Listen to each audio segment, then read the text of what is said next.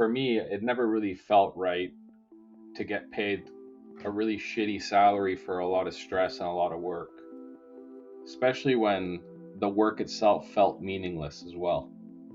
So I just knew I had to do something. Like, I'm not the type of person that's going to come home after work and watch sports or kind of just waste my time playing on my phone. Like, I wanted to actually do something, and I wanted to take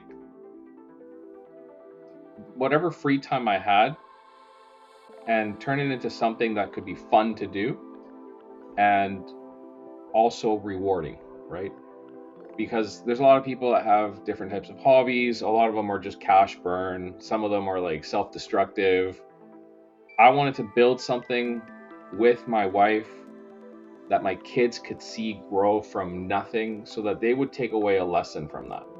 That you could do whatever you want in life if you just apply yourself to it. And that was my big reason behind it. Like, I was just kind of bored with the 9 to 5. I didn't like the rules that I had to follow. I didn't like having to ask somebody for a vacation. I just felt very constricted. And at the end of the day, even though it was a six-figure salary at big companies, it didn't feel like I had much left over at the end of the month. So that's why I got started. I was just going to point that you had a salary that a lot of people they look for. Their goal in life is to get a six-figure salary. And just Yeah, man, imagine. people need to be more ambitious because a six-figure salary, it's not a whole lot in North America anymore. You know, I think it's just the bare minimum. If you want to have like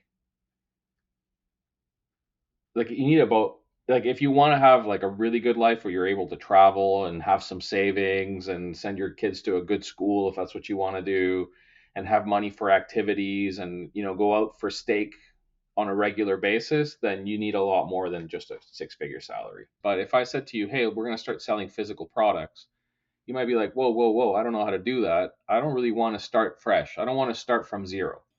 And Mhm. that it's that fear of failing internally that's going to keep you from actually doing it, because you don't want to feel foolish. You don't want to feel like a fool by failing. But when you're trying something new, it's just part of the game. And I'm big on experiments. Like, I experiment a lot, and I think that's one of the things that really marks the difference between doing well and doing really well. It's just experimenting, because that's when you start finding new things and you discover things by accident.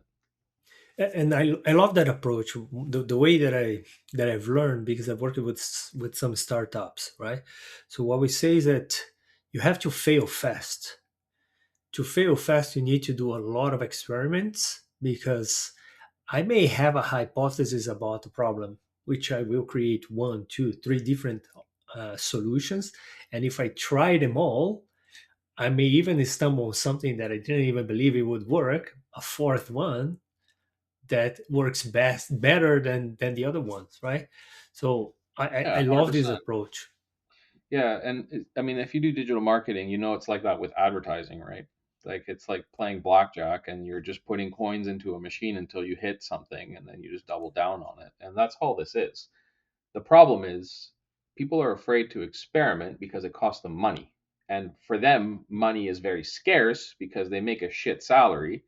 So they're very unwilling to test. So, I mean, that's a business that's been around for over 20 years. It's just that a lot of people aren't even aware of it, right? Like, if you think Amazon sells everything that they carry in their warehouses, you're wrong. Like, 60% of it is sold by people like me. And that's where the opportunity is. And Amazon benefits because they get a piece of my margin.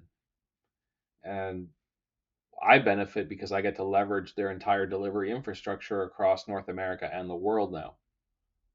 So all I have to do is establish relationships with brands and wholesale suppliers to get their products at a lower price and then sell them on Amazon at a higher price. And there's no limit to that. You can do that 10,000 times a month. You could do that 100,000 times a month,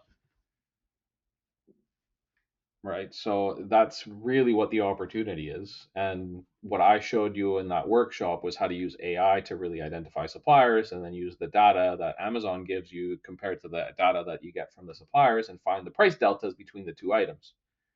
knowing how often they're going to sell, which is another data point that Amazon gives us. So it kind of makes the business like really low risk. I know a lot of people are like, well, what if what you buy doesn't sell? Well, it does sell, and you have a history of it. So it's almost like, okay, you have like a 95% probability of winning in this purchase. Are you going to do it? And if you don't, then you're just not cut out for business. Simple as that. And it's totally different to have, a business that's basically your job that you show up to and that you have to do every day. And if you don't do it, you don't eat. If you're like that, like you may as well just have a job because it's the same level of security. In fact, I think the job is better because at least you get some sick days if you get sick, you get program vacation time when you're going to get paid no matter what. With entrepreneurship, that's the one thing that you're not going to get. So you need to figure out a way to build it in such a way so that you're not a slave to it. Yeah, and it's interesting that you said that because when people are trying to get out of the 9 to 5, sometimes they take the leap. They're like, I'm good at this. And then it happens a lot with creatives, right? So, designers, for example, they get out of an agency and they're like, I could do that better. And then they start their own agency, they get 1, 2 clients, but they literally do what you said, like they buy a job, Yeah. their own job. So they get out of the job and they buy a job where they work even more than they were working. And then they justify saying like, oh, but it's all mine. I don't have a boss. Like, actually you do. All your clients now are your bosses, and you Yeah. cannot take the same holidays as you said. You don't have sick days because if you stop, the whole engine stops. You are the engine. And what you are talking about is literally that step where you you actually become an entrepreneur, right? Yeah. when you when you start buying back your time from the things that you've learned and the things that you do, and you realize that the only way for you to grow is if you start hiring people to do some of the things, and ideally things that they can do even better than you can do it, because this is literally the way that I do it as well, right? I learn the new things and I apply, and then as fast as I can I'm like, it's working, let's find someone to take this out of my plate, and they're going to be doing something better, right? But this goes into more refinements of the mindset of an entrepreneur, that I would say. Like, what started to click for you to say, I don't want to do this anymore. It's like someone else needs to do it, otherwise this is not gonna grow. What happened that made you take Um, this decision? so when we're talking about the e-commerce business, like I was doing a lot of the shipping myself. That's when I discovered that I could have everything shipped to a third party to deal with it. And then I never touched another product again. And it's been years. And then I was like, okay, well, that was good. What else can I do this with? And slowly but surely, most of the functions in that company became outsourced and done for extremely low rates. So it just didn't even make any sense for me to do them anymore. The way that business is structured, I don't think we put in more than 4 hours a week into it. The other thing I would tell my past version of myself is that you have to make decisions not as the person that you are, but as the person who you wish to be. You know what I mean by that? I like that. I like that. Yeah. You know what I mean by that? Let's go. I know because I studied a lot about this too. It's like Okay. it's more Yeah. about you taking the actions as if you were already the person you want to be, like feeling it. Exactly. Right. Because if you're only making decisions from the version of yourself that you are, that's what's kept you at that level your whole life. Simple as that. Right? So if you want to be a business leader, make decisions like a business leader. Don't hesitate, you know, don't go on a coaching program just to learn, because again, the ROI on learning if you don't execute is zero. So a business leader actually takes what they learn and they execute it. They actually go and do it. And the other thing I would tell myself is that once you're in the opportunity vehicle, do it long enough to get good at it.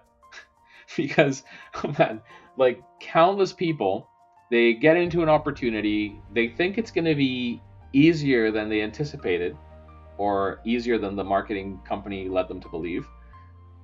And then they start and then they realize, shit, this is hard. And they do it just long enough to realize that it's hard, and then they quit because it is hard. But if you get past the point of suffering and actually like start getting small wins and iterate and experiment and get rid of what doesn't work and just stick to what does, everything works. You just have to do it long enough to get good at it. That's another thing I would Yeah. say to myself. Putting the The other thing, minimum reps. Yeah. the other Go thing ahead. is like I would tell you to get around the right people, right? Everyone's going to tell you you're crazy. Everyone's going to tell you that you shouldn't do it, that it's too risky. Those are the wrong people. Like those, if you look at their financial situation, if you look at the people that are giving you this advice, most of them are poor people, right? So if your goal is to get richer, don't listen to poor people. Get around people that are doing better than you. And that might cost you money, right? Like, there's no reason that somebody who's very successful or wealthy or making things happen is going to want to hang out with a lower level person that isn't at that level. It's very unlikely unless they're like a very close childhood friend of yours or a direct relative, because the level of value that you can bring to that person is very limited. So what I had to do to get around successful people is I had to pay for it. I had to join their masterminds. I had to join their communities. I had to pay for their courses. Even though maybe I would never use any of what was in the course, I just wanted access to the network. And these communities can be expensive. They can cost, like, I've paid $4,000 a month to be in one of them, right? But the connections that I made there were infinitely profitable to me. And those connections are still there. And now I'm at the level where I can actually add value back. So the synergy there is just, it's amazing, right? Because I help somebody who's making 15 million a month, and they just say one thing to me and I can make an extra 50K a month because of it. And the reason that they have the insight is because they're just doing everything that I'm doing, but 100 times more. So they see what works and what doesn't quicker. Okay. Perfect. Pedro, thank you so much for joining me in this conversation. Yeah, it's fun. Uh, yes, exactly. And we're going to make sure that you have all the social media in there and that people are going to reach out. Thank you. That sounds good, man. Appreciate it.